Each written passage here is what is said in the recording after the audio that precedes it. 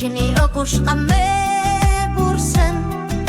Bu marşning tunji misrisi qandaq başlanıdı? Qo'zg'algul bo'lishni xalimigan insanlar. Bugün sen kimning quli? Ey boyningga sirtmaq silingan canlar. Tarixda qul yashigan kunning quli. Ayaklar astida bugün Uyg'urning g'ururi.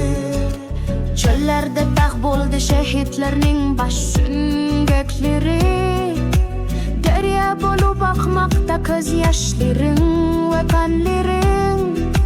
Tangri taqning beshida matam yaxliqi.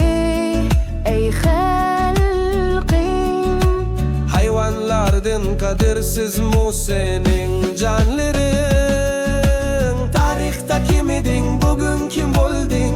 Bilge Kağan'ın vesiti yürek dağlaydı. Sultan Sutuk Buhran'ın ruhi yığlaydı. Yetiversek bu zeminide Uygur kalmaydı. Sendin başka kul kalmadı. dunyoga bak, erkinlik uchun boyningdagi qulluq zanjirini chaq. Zulunay sana karab yığılavatidu.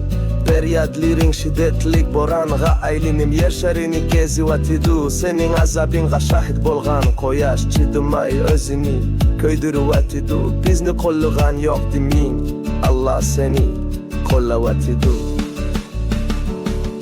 Uyg'ur, ey qul bo'lishni xalimigan Uyg'ur, Bilge Kağan. Sultan Sutuk'nu yıklatma sen pada emes. Ölümüne çütüp durma, orningin tur. Korkma, korkma, korkma.